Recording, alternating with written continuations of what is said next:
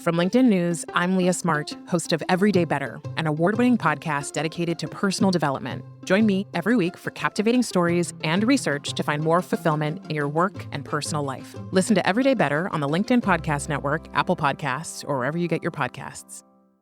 Break language barriers instantly by translating up to 44 languages in real time with the HP AI PC, powered by the Intel Core Ultra processor. With the right tools, work doesn't have to feel like work.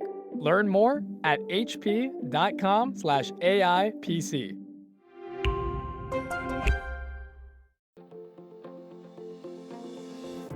Hello, my friend, and welcome to another exciting episode of Negotiate Anything. Thanks for joining us today. With over 10 million downloads and listeners from more than 180 different countries, it's dedicated listeners just like you who have made Negotiate Anything the #1 negotiation podcast in the world. I'm your host, Kwame Christian. I'm a business lawyer, mediator, author, and the proud CEO of the American Negotiation Institute. Now, before we get into today's insightful conversation, I have a golden opportunity for those of you who recognize the power of negotiation in your professional lives. Have you ever found yourself wishing that you could navigate those high-stakes conversations with more confidence? Or perhaps you're looking to empower your team with the art of persuasion and conflict resolution. At the American Negotiation Institute, we've crafted specialized keynotes and workshops tailored for those very needs. We've transformed the negotiation skills of professionals worldwide, and we're eager to do the same for you. We believe the best things in life are on the other side of difficult conversations, and our goal is to help you improve your lives and the lives of those around you, one difficult conversation at a time. Don't let another challenging conversation leave you second-guessing. Click the link in the description to discover how we can help you find confidence in conflict, negotiate better deals, and have stronger relationships. Because in the world of business, every conversation counts. And now, without further ado, let's jump into the interview. Eliane, thanks for joining us today. Thank you for having me. It's my pleasure. So how would you get us started by telling us a little bit about yourself and what you do? Okay, so my name is Eliane Karsaklian. I am French, and I am working right now in the University of Illinois at Chicago.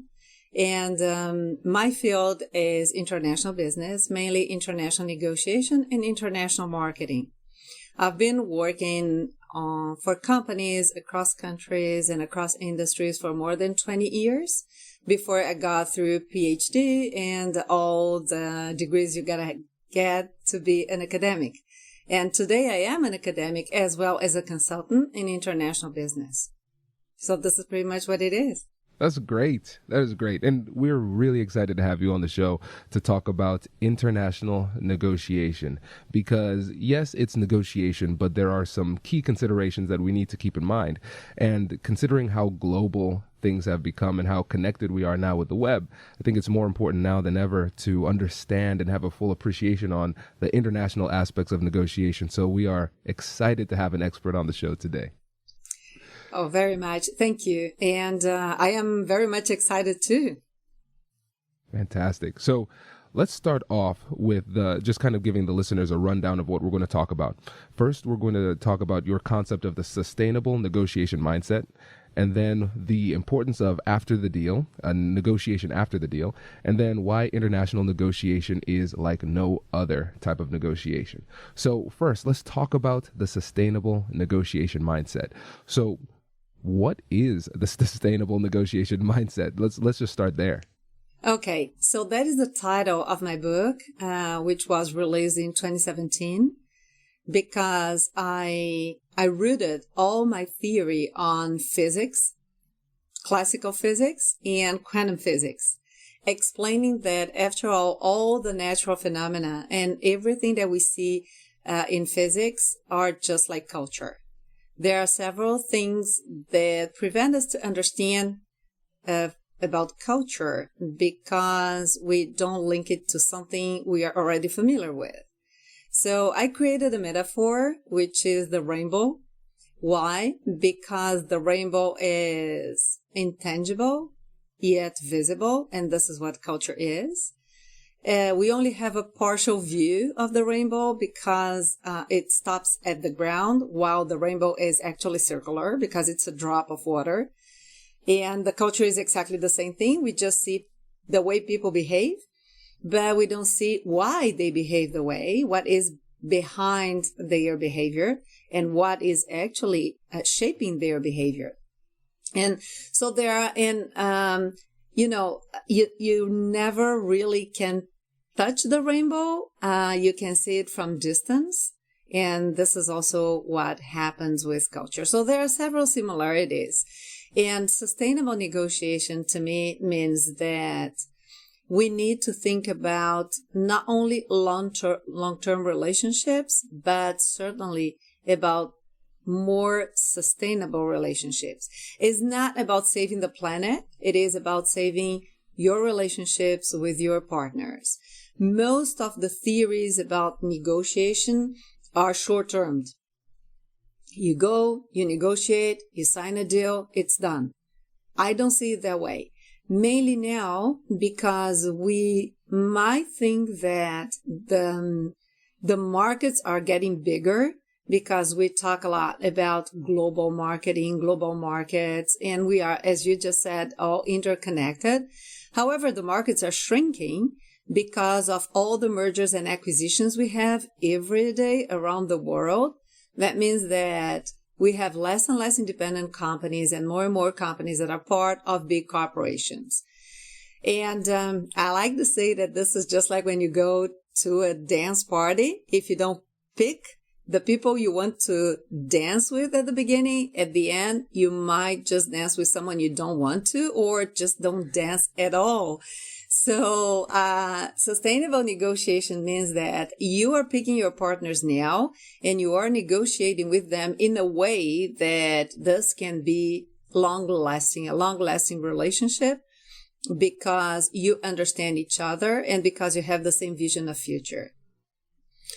The key term of sustainable negotiation to me is the vision of future. It's not short-term, it's not long-term, but is what do you want a company to be in the future?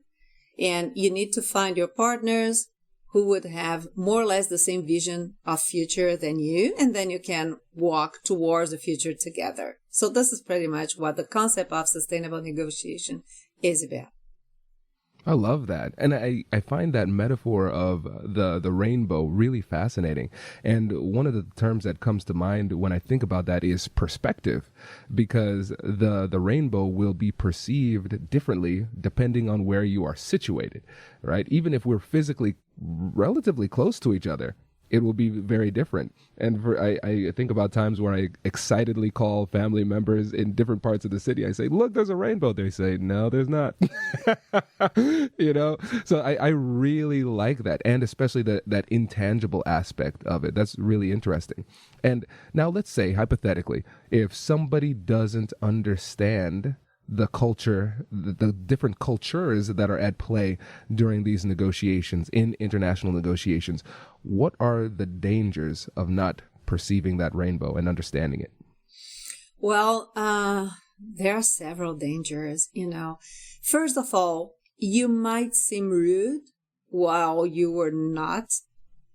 You didn't mean to be rude, but you might, because you don't understand the codes. And because you don't understand them or you are not aware of them, you're not respecting them. Second, time management is not the same in all cultures. So in some cultures, people might feel like you are rushing them.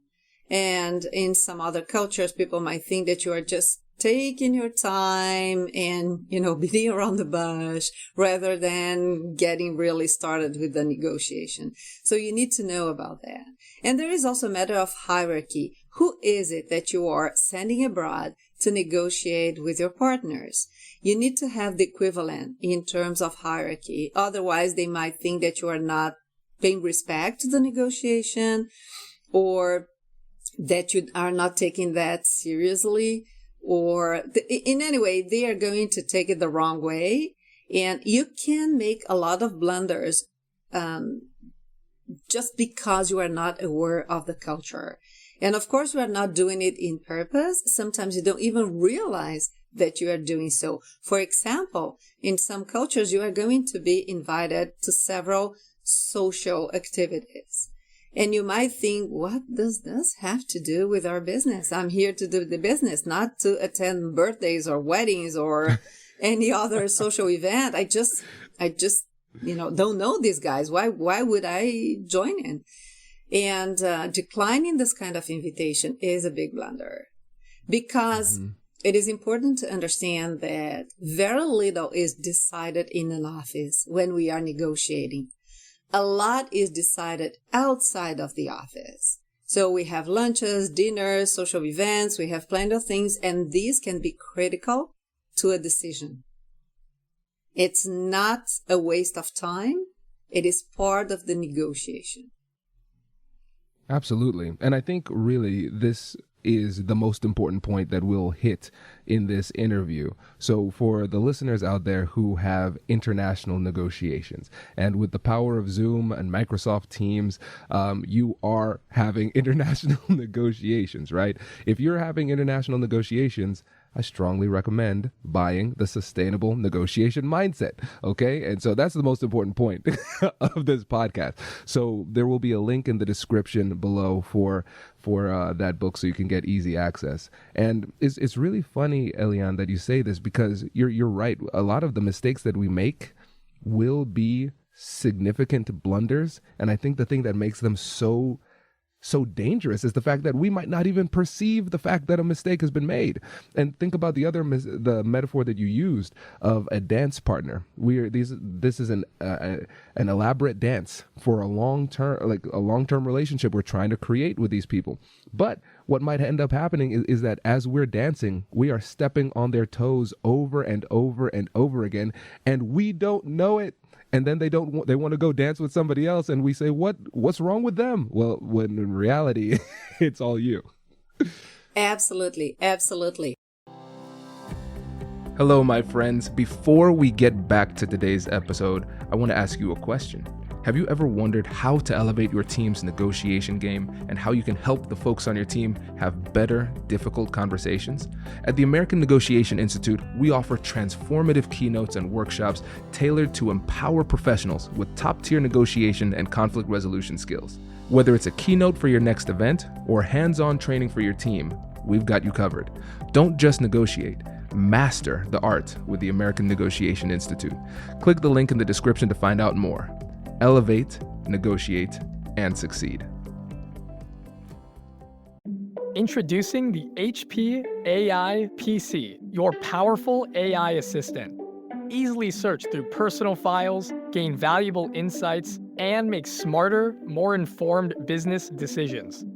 Unlock the future of work today with the HP AI PC, powered by the Intel Core Ultra processor. With the right tools, work doesn't have to feel like work. Learn more at hp.com/AIPC.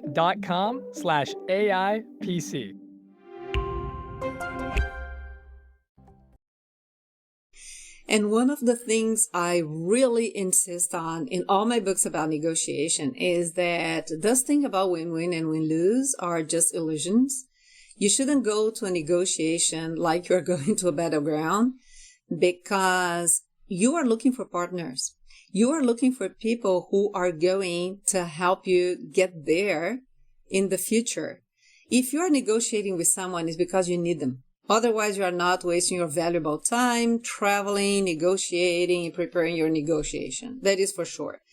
So if you are doing that, do it the right way. Why would you want to fight people you need?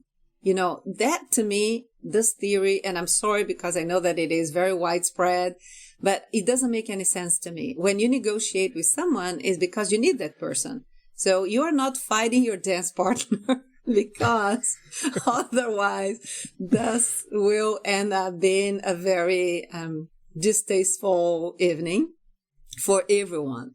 Now, if you are dancing with them, pick up on the pace and just enjoy the dance. And you are going to see that by the end of the evening, everyone will be happy and your partner would be willing to dance with you again. And this is what you want. If you are aggressive, if you want to be the winner of whatever you are winning, you think you are winning in a negotiation, think about the person you are making loser in your negotiation. How do you think that they are going to feel? And are you expecting them to be in good spirits to work with you? I don't think so. So that is also an important point that I stress in my books, is that forget about the winning and just go and pick the partner you need, do it properly so that the partner will stay with you and help you to leverage your activity and meet your objectives. Because after all, this is all you need, is really to reach your objectives. Absolutely. And I think that gives us a perfect segue into the next point that you made, which is the importance of what happens after the deal. And I think this is something that people often overlook because we're often so transactional in the way that we interact with people. We say, hey, we got the deal done. Let's move on to the next one, right? So when you think about what needs to happen after the deal, what are some of the key elements for you? Well, that is so true what you're saying. And this is exactly what happens. People think that negotiation is over when you sign a deal. The whole focus is on signing a deal. What people don't realize is that a deal, a contract is theory, is a piece of paper you have signed, right? Right. And what you did through that contract is that you agreed on working together. But real life starts when you start working together. And this is all what I say in the after deal. Yeah. Because it is mainly after the deal that you start identifying and noticing differences in business practices. Because, of course, you need to be culturally aware when you are going at the table of negotiation. We often call it the moment of truth. It is when, after having prepared your negotiation strategy, you are there and you are negotiating with the partners you want to have. But once you sign the deal with them, now it's what? Let's get down to business. Now it's when we are going to have an action plan and we are going to cooperate. That is why I make the difference between collaboration and cooperation, because you need to collaborate while you are negotiating your deal. But once you sign the deal, then it is all operational. And this is when you cooperate. So if you and I were signing a deal today, all we are doing is agreeing to work together. But tomorrow we are going to really work together. You and I and our respective teams. So how is this going to work? Perhaps we don't have the same business practices. Perhaps we don't have the same time management. Perhaps we don't have the same management hierarchy. Perhaps we don't agree in several things. And that is when also companies get really surprised because say, wow, we agreed on that. Yeah, we agreed and we are doing what we agreed. It's that way we do it differently. And what people always tell me when I'm training about international negotiation, they say business is business. And business is the same everywhere. You wear your suit and you go and you talk to people. Yeah, can't disagree with that. Business is business. It's just, and we do the same things every day, everywhere, but we do them differently. This is an incredible distinction because I've never heard anybody draw a distinction between collaboration and cooperation, and it makes so much sense. Because if we go back to the metaphor that you presented of dancing, so we have a dance partner, theoretically, when we're thinking about these deals from a sustainability perspective, the dance really, like we're engaging with this with the intention that the dance almost never ends. Right? So we decide that we're going to dance together. That would be the collaboration portion. And then now, how do we dance together is the cooperation. How do we operate? And it makes me think about different deals. Let's say a merger between companies. So the two companies might come together. They might negotiate possibly collaboratively, to figure out what the deal actually is. And then what ends up happening is oftentimes after the deal is done, the cultures don't mesh, the operational structures don't mesh, and they're kind of missing that second aspect of the continuation of the negotiation, where now we need to figure out how we operationalize this agreement. Am I understanding that the right way? Perfectly. And you know that this also applies to domestic collaborations and cooperations. When you have mergers or acquisitions, you belong to the same national culture, but companies have different corporate cultures. Well, they don't operate the same way anyway, even if they are in the same industry, let alone if they are from different industries and if you add different national cultures. You can't expect people to behave like you because they are not you. You know? Right. It makes so much sense. So, okay, so now let's think about this. When we're thinking about the negotiation skills that we need for the actual negotiation, where we're collaboratively working with them to figure out what the deal could be, versus after the fact, when we're thinking about sustainability, what negotiation skills do we need in order to handle that subsequent negotiation for sustainability and operational alignment? I would say that one of the main skills is understanding that paradoxes exist, contradictions exist, and getting rid of them is not always the best solution. Why?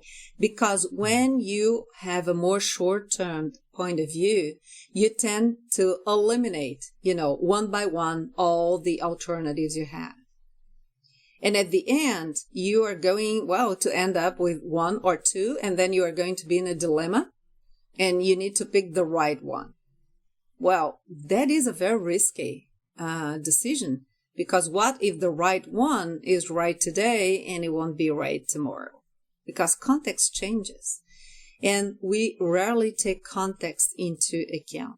So there is a clash that often happens when people from different cultures negotiate, and there are people who think, we just signed the contract, we're done. Now go and do your job, I'll do my job, and everything will be okay. It doesn't really work that way. And then you have people who are more long-term and more contextual, and they will adapt themselves to the context when the context changes. On the other side, they will say, stop renegotiating the terms of our contract. And these people will say, I'm not renegotiating. The context is changing, so we need to adapt to the context. And that creates a real issue between both companies because they don't understand. They don't have the same perception of the situation. For one of them, it's obvious things are changing, we need to change too.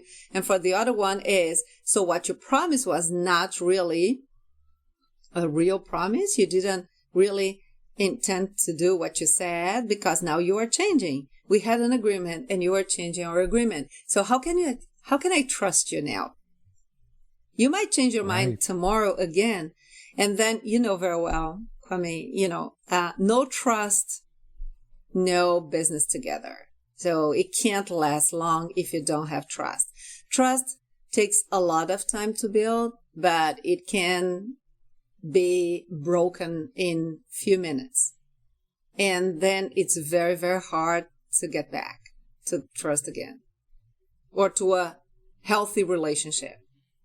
Right. 100%. 100%.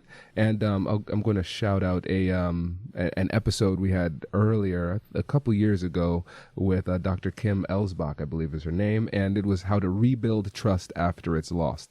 The thing that I learned from talking to her was that you don't want to lose trust because it's really hard to rebuild it after it's lost. Yeah. So you're exactly right. Yeah, it is. And if we go back to the dance metaphor again, we can agree we're going to dance, but perhaps in some moment we're going to say, oh, I'm bored of dancing rock all the time. Let's switch to waltz. And I'm going to say, no, but I don't want to dance waltz. But we agree that we are going to dance. However, if you are compatible and you know what you are doing and you enjoy dancing together because you have better results than dancing with someone else, and then we can get better and better, and then we can think about dance competitions, and we can think about several other things that we can do together, and that is the future. Absolutely. I love it. I love it. And now, with the time that we have left, let's talk about the unique challenges of international negotiation. And in your words, you say we have to discuss why international negotiation is like no other. So what comes to mind for you when you think about that? Well, for starters, the very first thing you need to do when you are about to negotiate internationally is know about the culture. What people rarely do. They will focus on the negotiation. They will focus on the price, of course, and they will focus on what is important for them to get. They will be focused on everything that is more tangible. And they will leave the culture for later. If you knew how many times I saw international negotiators preparing their cultural understanding on the plane before landing, you would be as shocked as I have ever been. So, that is, you need to do it. It happens the other way around. First, understand the culture of the people you are going to work with. Then you can establish your strategy. If you don't know who you are talking to, you can have the right strategy anyway. So first, think about who are these people. Learn about them, learn about their culture, learn about their business practices, and then you can design your negotiation strategy. If you don't know who you are talking to, how can you convey a message that they can understand or that he can accept? You can't do that.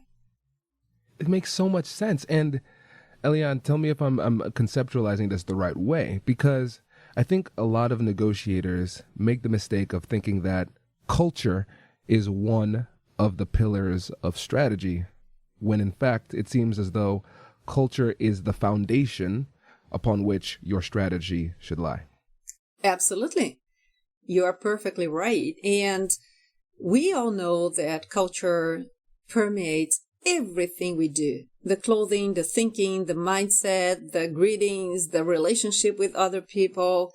So why would it be any different when you are negotiating? It permeates your whole thinking process, your strategy, your behavior, everything. So why would anyone neglect understanding someone else's culture? When you are working with people from other countries, you need to know. Absolutely. And so I can think about two great ways that people can get a better understanding, and I want you to help me with a third. So way number one, first, buy the sustainable negotiation mindset. Way number two, work with Eliane as a consultant. And now, number three, what would be something else that people can do as they're preparing for their negotiations to get a better understanding of the cultures at play? Well, there are several sources of information about the cultures they are going to work with. I wouldn't recommend the do's and don'ts lists because they are perfectly stereotyped, and they also are not always updated because cultures change, not very quickly, but they do change. And because we are interconnected, so the business practices also go back and forth, and sometimes they are shared, sometimes they are not among different cultures. So you need to know about the culture. There are several sources of information about the cultures. You need to pick the most reliable sources, of course. You need to have information about the country and about the market. You don't want to get surprised during the negotiation when people are telling you what you were supposed to know. Right? So it doesn't, you look like a little bit silly when people are teaching you something that you were supposed to know. So that is not good either. But I know that we are experiencing very unique times and we can't travel the way we should. But there is no better way of getting to know a culture than going there. And when I mean going there, it is really in immersion. It's not going to an international hotel and hanging out with international people. It is walking around. It is sitting in a restaurant. It is chatting with the waiter. It is chatting with people. It is observing people. This is how we learn about the culture. It's also interacting with people from that culture and so that they can brief you and they can tell you how they are, how they work with. In the business environment, we always know someone who worked with someone. And that is also a great way of gathering information, not only about the culture, but about their business practices. I love it. Oh, that's fantastic. That is really great. Eliane, thank you. Thank you so much for joining us today. We really, really appreciate it. Thank you so much for giving me the opportunity of sharing this. And thank you for being so welcoming. Congratulations! You've just joined an elite club. By listening to a full episode, you're now officially on the Negotiate Anything team. So welcome aboard. What most team members do is they subscribe to the podcast because that allows them to automatically get the latest episodes of the show. The best things in life lie on the other side of difficult conversations. Keep learning, keep practicing, and keep getting better. Your relationships will improve, your career will soar, and you'll have the confidence you need to get the most out of these crucial conversations. Again, thank you for joining the team. We're excited to have you, and I will see you in the next episode. I'll catch you later.